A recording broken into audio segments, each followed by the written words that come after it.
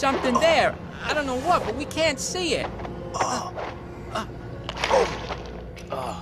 nasty. Hey, did he just drop something? This is definitely for mature viewing audiences.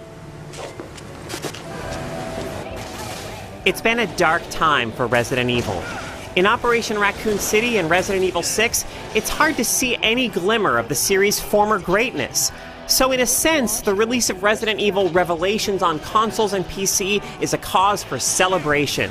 First released on the 3DS last year, Revelations is both the best Resident Evil game of the past few years and the one that's the most true to the series' roots. There's something to be said for that. But taken on its own terms, it's not a great game. It's not remotely scary, and the enemy design is uninspired. Still, Revelations is competent enough to remind you of what Resident Evil can be, even if it doesn't get under your skin the way the best games in the series do. Set between Resident Evil 4 and 5, Revelations' tale is more concerned with organizations than with individuals. Series mainstays Jill Valentine and Chris Redfield are on hand, but they don't get any opportunities for character development here. They're just familiar pawns in the series' latest sinister, overly complicated conspiracy.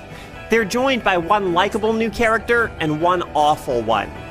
Jill's partner, Parker, is a good-humored companion, someone you'd like to have by your side in a crisis. Chris's partner, Jessica, on the other hand, is so obnoxious and absurd as to strain credulity, even in a story about ooze monsters.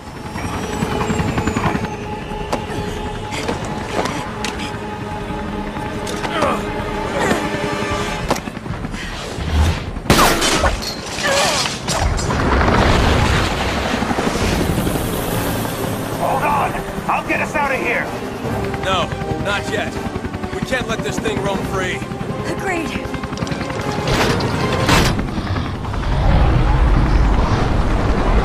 Ready, Chris? The bulk of Revelations takes place on the Queen Zenobia, a luxury ocean liner with plenty of cramped corridors that make for claustrophobic combat. The ship's elegant cabins, casinos, and promenades contrast with its bilges, freight lifts, and other metallic environments, which makes your initial explorations of the ship rewarding. The Queen Zenobia's layout is convincing, making it easy to buy into the idea that this is a real ship with a long and grisly history. But before you've advanced too far through the campaign, you've seen most of what the Zenobia has to offer, and you spend much of your time trekking back through areas you've already covered. Things may have changed somewhat. You might be able to access rooms you couldn't before, or you may encounter new enemy types, but the sense of discovery that helps make the early sections intriguing wears off too soon. Still, the way the story is broken up into short, episodic sections, jumping back and forth frequently among characters and locations, keeps the pacing brisk. You never get tired of one situation before you're whisked off to another. I think they're infected. Careful, Jessica. See? This is why I like Chihuahuas.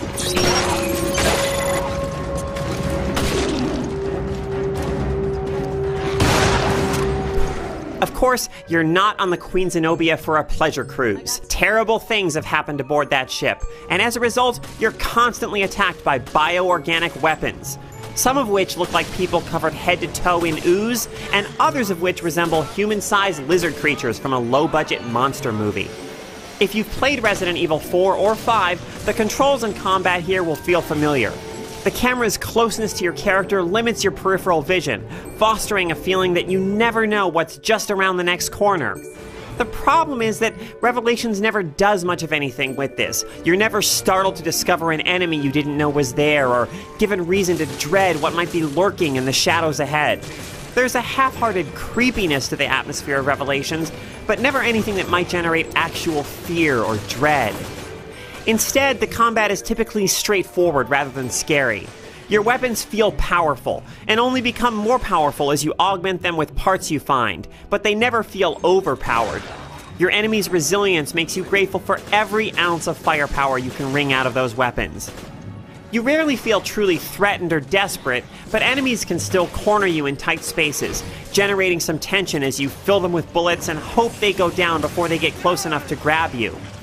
You don't want that to happen, both because you get injured and because you're prompted to do some unpleasant stick wiggling to struggle free. Some environments give you a bit more freedom to move around, with opportunities to leap to lower levels to temporarily flee from encroaching attackers. Unfortunately, though the best games in the series feature confrontations with memorable, horrifying bosses, the boss battles here, like everything else about Revelations, are standard.